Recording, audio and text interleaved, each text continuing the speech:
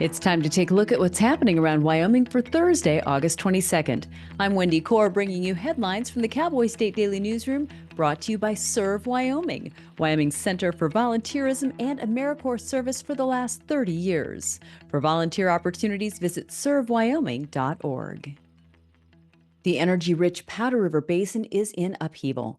Cowboy State Daily's Pat Mayo reports that coal producers Consol Energy, with headquarters in Pittsburgh, and Arch Resources, the nation's second-largest coal producer with headquarters in St. Louis, said Wednesday they've agreed to merge in an all-stock deal valued at about $5 billion. But in a separate business transaction disclosed late Tuesday, a Houston-based hedge fund disclosed that it bought a 9.96% position in St. Louis based Peabody Energy Corporation, which operates the North Antelope, Rochelle, Rawhide, and Caballo mines. It's a double whammy to the Powder River Basin, which is 40% of all coal that goes to power utilities comes out of the Powder River Basin. And the two largest companies that are in the basin are Peabody and Arch Coal. And with Arch, it's a company that I'm very familiar with back east. They're almost solely into what is called met coal, metallurgical coal. At the same time, you have a big hedge fund down in Texas, Houston, Texas, that has invested a nearly 10% stake in Peabody coal. Mines in the Powder River Basin are struggling to regain their footing. Wyoming recently reported a 25% drop in all coal production in the region during the first 6 months of the year as compared to 2023 levels. Well, mudslinging wasn't just a tactic throughout the 2024 primary campaign, it became a political issue. One of the most prominent slingers was the dark money-funded, Virginia-based Make Liberty Win, which was active in 40 races around the state. Most of its campaign efforts consisted of negative attacks made against candidates the group didn't like. And politics reporter Leo Wolfson says of the 40 candidates that MLW supported, 22 won. Americans for Prosperity was another group that did some negative advertising, not as much as Make Liberty Win, but still did some. They did pretty well as well. 12 of their 17 candidates won their races. The Wyoming Freedom Caucus PAC was one that caught some of the most attention for the negative campaigning it did in its mailers. They won 32 of the 46 races they got involved in. During Cowboy State Daily's live election coverage on Tuesday night, conservative attorney Cassie Craven countered, though, that what can't be understated in an election is the sheer determination and grit a candidate puts into a campaign. She said blaming every upset or loss in the primary election on, quote, nasty mailers is just a disservice, end quote. A tanker truck crashed into a parked car overnight Tuesday, prompting a jet fuel spill that closed Interstate 80 from Rock Springs to Rawlins for several hours.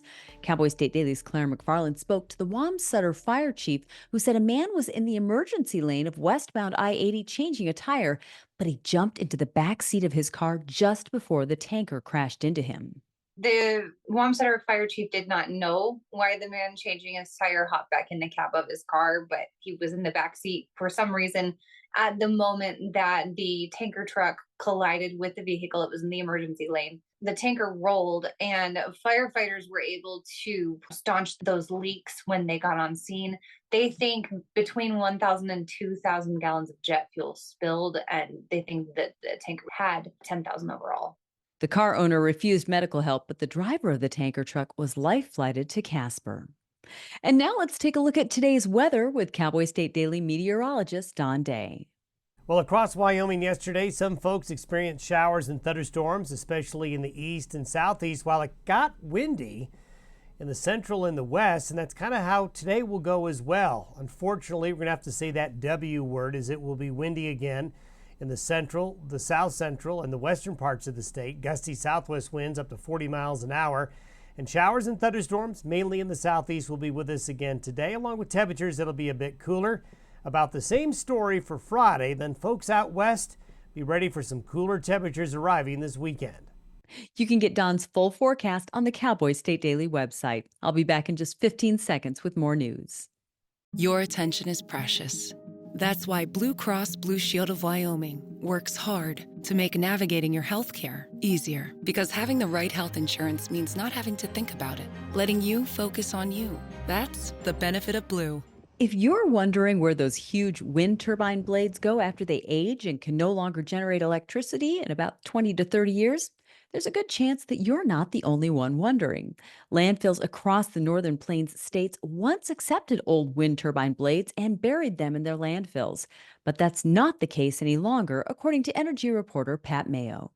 I called the Casper landfill, and they haven't taken any blades since 2021. And then I called two other landfills, one in Iowa and one in South Dakota. The one in South Dakota says that, yeah, sure, they'll take them, but you got to mulch them up into little tiny particles, no larger than 4 inches, and then you can deliver it to their landfill. And I said, well, have you done that? And he said, nobody's called to put them there. So where are the blades going? Nobody seems to know. Wind farms do repurpose and recycle 90% of all the materials that go into a wind turbine, but the only material not recyclable is the fiberglass, which includes the blades and motor housing components.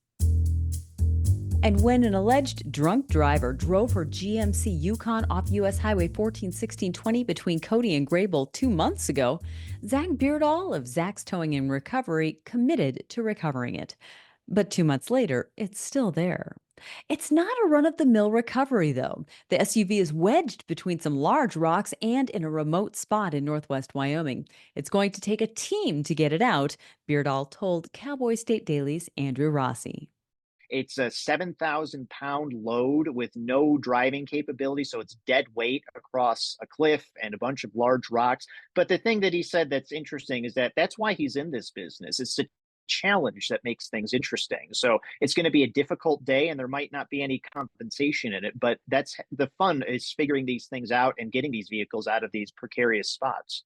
Since June 8th, the Yukon has been wedged between several large rocks halfway down a hillside alongside Highway 141620.